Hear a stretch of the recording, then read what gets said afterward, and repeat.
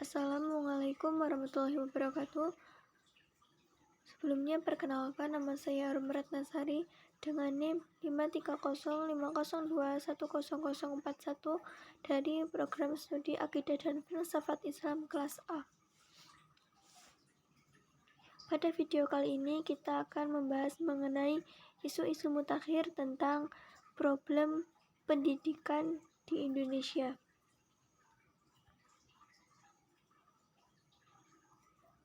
Ada dua subtema yang akan kita bahas pada video ini. Yang pertama mengenai isu-isu pendidikan di Indonesia, dan yang kedua cara mengatasi isu-isu atau masalah tersebut.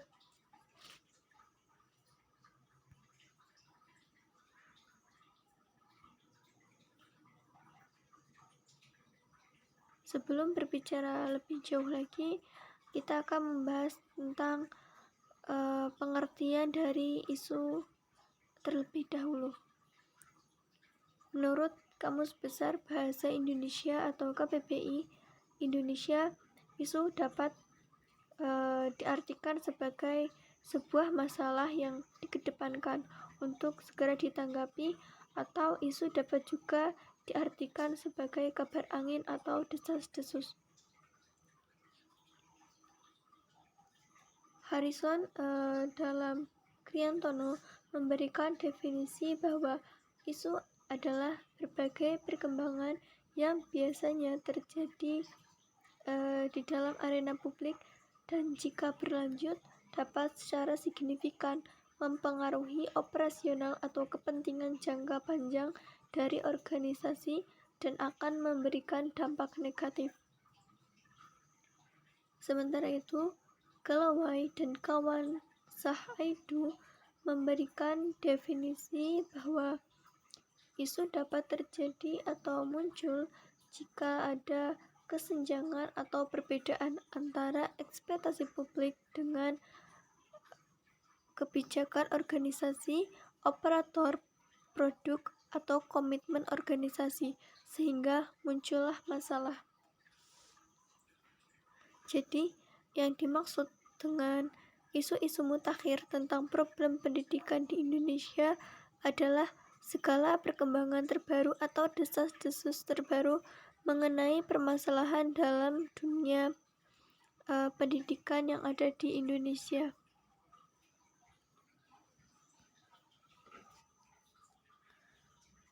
Kemarin dalam Group of 20 atau G20 bersama para petinggi setiap negara yang tergabung di dalamnya, Indonesia mengangkat 4 isu utama yang dibahas di forum tersebut. Keempat isu tersebut adalah yang pertama, membahas tentang kualitas pendidikan untuk semuanya. Yang kedua, teknologi digital dalam pendidikan. Yang ketiga, solidaritas dan kemitraan. Dan yang terakhir, masa dunia kerja pasca pandemi COVID-19. Kan sempat menurun ya kemarin, tingkat pengangguran semakin meningkat karena banyak orang yang di PHK. Dan ini terjadi secara global, bukan hanya di Indonesia. Selain itu, kesenjangan pendidikan antar wilayah dan antar kelompok sosial ekonomi di Indonesia masih menjadi problem yang sangat besar dan perlu ditindaklanjuti secara serius. Apalagi kondisi tersebut semakin diperparah oleh bencana-bencana yang melanda Indonesia beberapa waktu belakangan ini.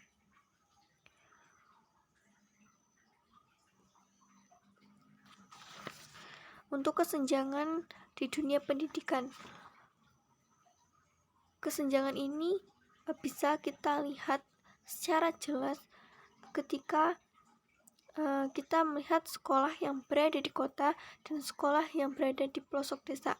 Terlihat jelas bagaimana perbandingannya, mulai dari fasilitas, kualitas guru dan murid, sistem pelayanan, dan keadministrasian, semuanya sangat jomplang. Bahkan banyak dari mereka yang berasal dari desa atau keluarga yang bisa dikatakan tidak mampu, tidak bisa melanjutkan pendidikannya, atau bahkan tidak bisa mengenyam bangku pendidikan sama sekali, walaupun jaraknya mungkin dengan rumah sangat dekat, tapi dia tidak bisa merasakan bagaimana rasanya sekolah itu karena faktor ekonomi.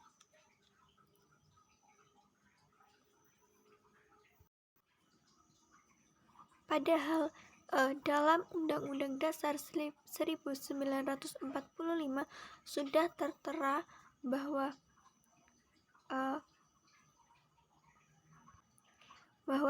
pada pasal 31 ayat 1 sampai 5 menjelaskan tentang kewajiban dan hak warga negara Indonesia dalam pendidikan. Adapun ayatnya saya bacakan. Yang pertama, ayat 1, setiap warga negara berhak mendapatkan pendidikan. Ayat kedua, setiap warga negara wajib mengikuti pendidikan dasar dan pemerintah wajib membiayai. Yang ketiga, ayat ketiga, pemerintah mengusahakan dan menyelenggarakan satu sistem pendidikan nasional yang meningkatkan keimanan dan ketakwaan serta akhlak mulia dalam rangka mencerdaskan kehidupan bangsa yang diatur dengan undang-undang. Kemudian ayat 4, negara memprioritaskan anggaran pendidikan sekurang-kurangnya 20% dari anggaran pendidikan dan belanja daerah untuk memenuhi kebutuhan penyelenggaraan pendidikan nasional. Dan ayat 5 yang pemerintah memajukan ilmu pengetahuan dan teknologi dengan menjunjung tinggi nilai-nilai agama dan persatuan bangsa untuk kemajuan peradaban serta kesejahteraan umat manusia. Namun, pada kenyataannya tidaklah demikian. Ya memang betul, dari 5 ayat tersebut sudah dilakukan, tapi efek dari atau manfaat dari ayat-ayat tersebut tidak bisa dinikmati semua orang. Contohnya, pada ayat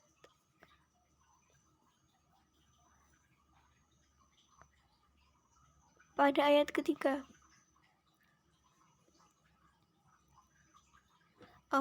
pada ayat kedua, setiap warga negara wajib mengikuti pendidikan dasar dan pemerintah wajib membiayai.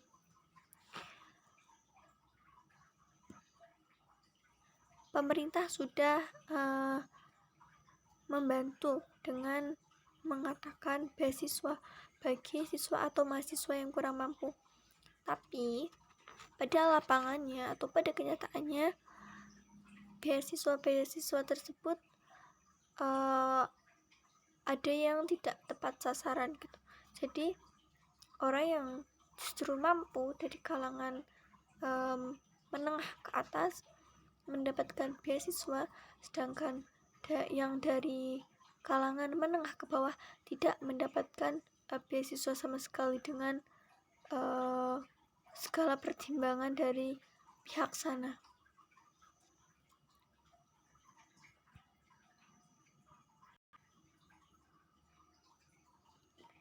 Ya begitulah permasalahan pendidikan yang ada di Indonesia yang dituai setiap tahunnya. Permasalahan pun muncul mulai dari input, proses, hingga output. Ketika aras ini sejatinya saling berkaitan satu sama lain. Input mempengaruhi keberlanjutan dalam proses pembelajaran, begitupun dengan proses dan output. Nah, kita akan bahas satu persatu mengenai input, proses, hingga tahap output.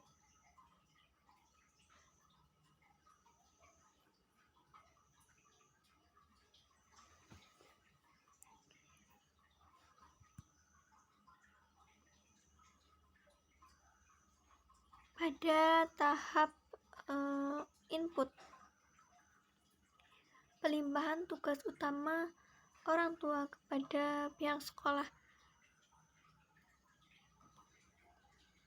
ini adalah sebuah kesalahan paling mendasar pada pendidikan dalam lingkungan keluarga. Kurangnya apresiatif dari orang tua siswa terhadap penanaman nilai-nilai baik.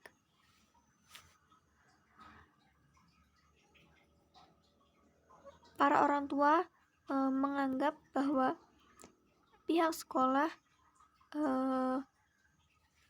dapat dijadikan sebagai sarana paling berpengaruh dalam membentuk watak serta karakter anak menjadi baik. Tetapi hal tersebut merupakan sumber kesalahan, karena seharusnya orang tualah yang memegang peran lebih besar terhadap perkembangan si anak.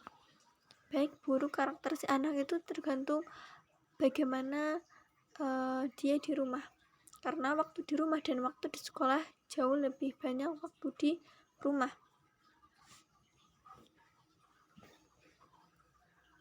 Dan mendidik juga adalah tugas utama dari orang tua gitu.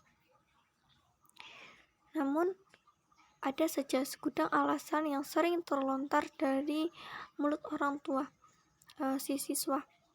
Alasannya itu berbeda-beda tergantung dari mana datangnya. Kalau yang berbicara adalah orang tua dengan pendidikan rendah, maka mereka akan beralasan bahwa ketidakmampuannya dalam menyampaikan ilmu-ilmu yang diajarkan di sekolah membuat mereka berusaha keras agar anak-anaknya dapat bersekolah dan mendapatkan ilmu dari ahlinya. Sementara itu, jika alasan tersebut keluar dari mulut orang tua yang berpendidikan tinggi, seringkali mereka beralasan tidak memiliki cukup waktu untuk mengajari anak-anaknya. Jadilah mereka memilih menyekolahkan anak-anaknya di sekolah swasta dengan fasilitas yang memadai, bahkan beberapa dari mereka masih memberikan jam tambahan atau les kepada anak-anaknya. Berapapun biayanya bagi orang yang secara ekonomi sudah mumpuni, hal seperti ini sangatlah mudah. Tetapi bagi mereka yang dari kalangan kelas bawah, untuk menambah jam atau pelajaran tambahan adalah hal yang sangat sulit. Lebih baik uang itu dipergunakan untuk kepentingan yang lainnya. Tapi terlepas dari alasan-alasan tersebut, bisa jadi pendidikan bukanlah pendidikan itu penting, tapi bisa jadi itu bukan yang diharapkan anak-anak. Jadi kayak bukan hanya belajar dan belajar, tetapi mereka juga menginginkan waktu berkumpul bersama keluarga daripada berkumpul bersama tumpukan buku-buku pelajaran. Ada saat anak hendak bertanya dan menginginkan jawaban. Ada saat anak merasa tak mampu dan bosan dengan segala hal yang berkaitan dengan sekolah. Mereka juga ingin bermain dengan teman-teman sebayanya, bukan hanya sibuk menghitung rumus matematika atau fisika. Sebuah sistem seperti ini harus segera diperbaiki. Nah, cara memperbaikinya itu dimulai dari sistem terkecil, yaitu keluarga. Mulai meluangkan waktu sedikit, memberikan perhatian kepada mereka, anak-anak yang sudah belajar semaksimal mungkin di sekolah. Karena jika antara sekolah dan keluarga jika tidak diimbangi, jadi anak hanya belajar, anak itu bisa stres dan uh, efek negatif atau fatalnya ketika anak stres itu ya dia akan bunuh diri atau melakukan tindakan-tindakan yang kurang baik. Hal tersebut bisa kita lihat dari negara maju seperti Jepang, ya kan. Di Jepang pendidikannya, tingkat kedisiplinannya sangat tinggi, atau Korea, tetapi tingkat bunuh dirinya itu juga sangat banyak, dan kebanyakan dari mereka ya karena stres dengan tuntutan pelajaran di sekolah atau tuntutan di pekerjaan.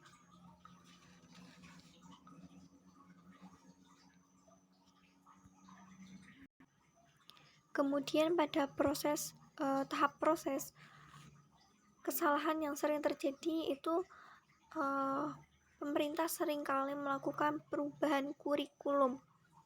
Hal ini menyebabkan kepala sekolah dan guru-guru sibuk membenahi perangkat pembelajaran, belajar membuat perangkat pembelajaran berdasarkan kurikulum terkini, dan lain-lain yang bersifat administratif. Bukannya tidak penting, justru itu semua memang wajib dibenahi sebelum guru terjun mengajar peserta didik. Namun, terkadang waktu dan pikiran jadi habis tertuju kepada hal tersebut, pembenahan tersebut, sehingga sedikit melupakan bahwa ada yang lebih penting daripada masalah administrasi sekolah, ialah nilai-nilai hidup moral peserta didik. Jadi beberapa guru yang ketika mengalami perubahan kurikulum, mereka sibuk membenahi keadministrasian, hal-hal yang bersifat administratif tersebut, sehingga melupakan bahwa ada yang lebih penting daripada masalah administratif tersebut, yaitu nilai-nilai hidup moral peserta didik. Nah, proses meningkatkan nilai-nilai hidup peserta didik dengan adanya budaya organisasi di sekolah. Sekolah yang memiliki budaya organisasi umumnya menjunjung tinggi nilai-nilai hidup yang baik. Contohnya, ketika sebelum pembelajaran dimulai, yaitu membaca doa, atau guru mencontohkan bagaimana membuang sampah yang benar, atau meminta izin kepada guru saat hendak ke toilet, mengajukan pertanyaan dengan sopan, atau menghargai pendapat teman saat berdiskusi di kelas, dan masih banyak hal yang lainnya. Sekolah yang mempunyai budaya organisasi yang kondusif sedikit banyaknya akan membentuk mental pemimpin dalam peserta didiknya. Peserta didik akan terbiasa untuk berbicara di depan kelas tanpa canggung, berani mengajukan pendapat, dan terbiasa aktif untuk ikut serta dalam keorganisasian yang biasanya diadakan sekolah. Dan yang terakhir yaitu output atau hasil. Ingin menjadi apa sih kita setelah menempuh pendidikan yang begitu lama, yang begitu panjang, yang penuh lika-liku? Menjadi pemimpin kah? Atau menjadi pegawai? Jadi apapun kita nanti tergantung bagaimana kita dapat mengaplikasikan semua ilmu yang telah kita serap di bangku sekolah atau bangku kuliah. Tapi sayangnya dunia kerja tidak seperti itu. Siswa atau mahasiswa yang unggul secara angka di lembar ijazah belum tentu sukses di lapangan kerja. Persaingan dunia kerja membuat kita mengerti bahwa pelajaran hidup sesungguhnya ada di luar sana, bukan sekedar teori atau analisa semata. Maka sekarang alih-alih mencari pekerjaan, beberapa orang mulai membuka peluang pekerjaan, mengambil langkah besar menghadapi segala risiko yang akan datang daripada menjadi seorang pengangguran atau pekerja serabutan. Kalau berbicara tentang resiko. Ketika seseorang sudah berani membuka peluang pekerjaan, berarti dia sudah siap menghadapi segala risiko yang akan datang nanti.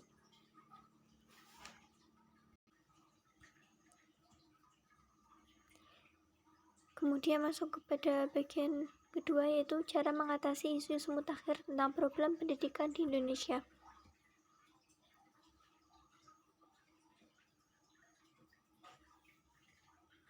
Ada beberapa solusi yang bisa kita coba untuk mengatasi isu-isu atau masalah tersebut.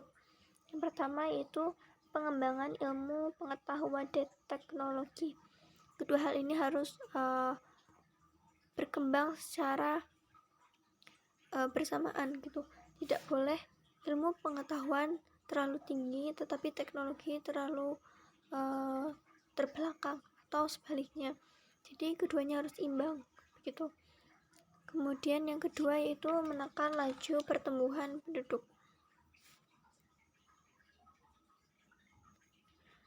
Ketika semakin besar jumlah pertumbuhan penduduk, maka semakin banyak dibutuhkan sekolah-sekolah untuk menampungnya. Jika daya tampung suatu sekolah tidak memadai, maka akan banyak peserta didik yang terlantar atau tidak bersekolah. Hal ini akan menimbulkan masalah pemerataan pendidikan. Tetapi apabila jumlah dan daya tampung suatu sekolah dipaksakan, maka akan terjadi ketidakseimbangan antara tenaga pengajar dengan peserta didik. Jika keadaan ini dipertahankan, maka mutu dan relevansi pendidikan tidak akan dapat dicapai dengan baik.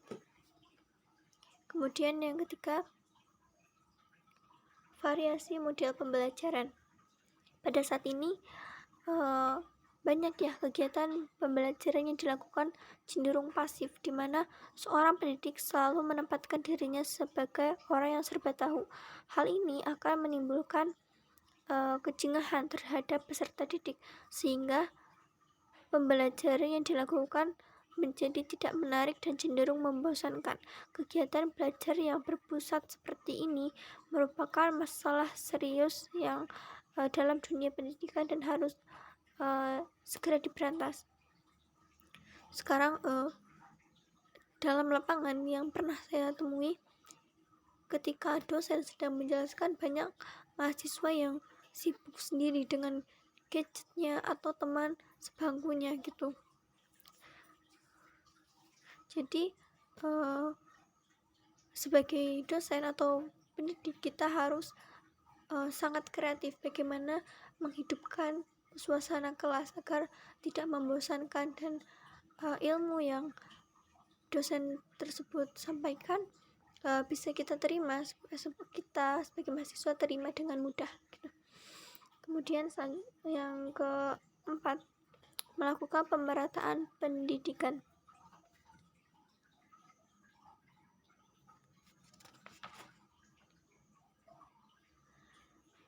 Ada beberapa cara yang dapat dilakukan untuk mengatasi masalah ketidakmerataan pendidikan.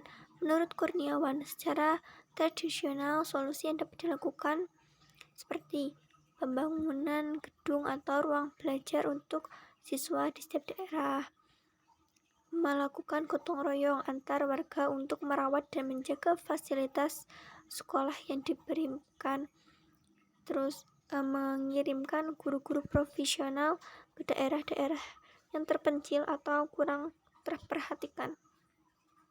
Kemudian adanya program untuk pendekatan kepada warga atau melakukan edukasi tentang pentingnya pendidikan.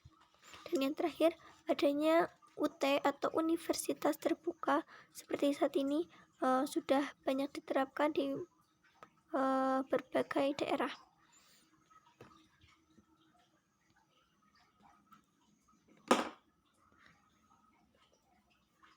Kemudian yang selanjutnya yaitu meningkatkan kesejahteraan guru dan karyawan.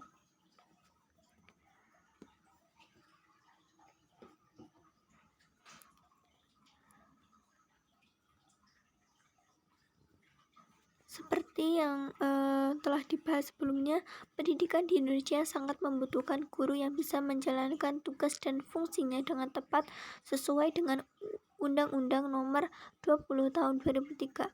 Untuk mencapai itu, semua perlu dibarengi dengan kesejahteraan guru yang terjamin. Kesejahteraan guru dengan profesionalisme guru dinilai memiliki keterkaitan. Menurut Kula, dampak kurang memadainya kesejahteraan guru terlihat dari masih banyak guru yang melakukan pekerjaan sampingan seperti pedagang ataupun beternak. Hal ini biasanya terjadi karena rendahnya gaji yang diberikan sekolah. Biasanya terjadi pada guru honorer yang dibayar sekian per jam, dan itu kan jika untuk kebutuhan sehari-hari pasti sangat kurang gitu. Jadi beberapa dari guru honorer mempunyai pekerjaan sampingan, entah itu mengajar di sekolah lain atau berdagang atau beternak. Nah, hal-hal seperti itu, guru yang terlalu fokus pada pekerjaannya, apalagi pekerjaan sampingannya, membuat proses mengajar kurang optimal, karena ya secara fisik pasti sudah sangat lelah mengajar sana sini, atau setelah mengajar langsung ke pasar berdagang, itu kan sangat membutuhkan energi yang sangat banyak begitu. Kemudian yang keenam, meningkatkan mutu pendidikan. Peningkatan mutu pendidikan dapat dilakukan dengan 1. Menetapkan kurikulum sesuai dengan yang dibutuhkan, sesuaikan dengan kondisi siswa, masyarakat, dan negara. Yang kedua, memenuhi kebutuhan sarana dan prasarana. Yang ketiga, mengadakan kegiatan-kegiatan sederhana seperti kursus, program literasi, menjalin hubungan dengan wali murid, dan lain sebagainya. Dan yang terakhir, yaitu ketujuh, meningkatkan prestasi belajar siswa baik akademik maupun non-akademik. Saat ini rendahnya prestasi siswa masih menjadi tantangan tersendiri bagi pendidikan di Indonesia. Kenyataan ini sangatlah disayangkan karena ini membuktikan adanya kegagalan dalam pendidikan di Indonesia. Maka dari itu, perlu melakukan tindakan atau upaya yang dapat menjadi solusi atas permasalahan tersebut. Atau biasanya ada sekolah yang lebih mengunggulkan prestasi akademik daripada non-akademik. Nah, hal-hal seperti itu sebenarnya tidak dibenarkan, karena sama-sama mengharumkan nama sekolah, harusnya ya seimbang gitu. Itulah uraian mengenai kondisi pendidikan nasional saat ini dan cara mengatasinya. Pendidikan nasional memiliki kualitas yang rendah. Rendahnya kualitas pendidikan di Indonesia dapat disebabkan oleh masih banyaknya masalah pendidikan yang dihadapi Indonesia yang entah kapan usainya. Kita sebagai generasi muda harus lebih sadar tentang pendidikan yang ada di Indonesia. Sekian video atau pembahasan pada hari ini, pada kali ini. Kurang lebihnya mohon maaf. Wassalamualaikum warahmatullahi wabarakatuh.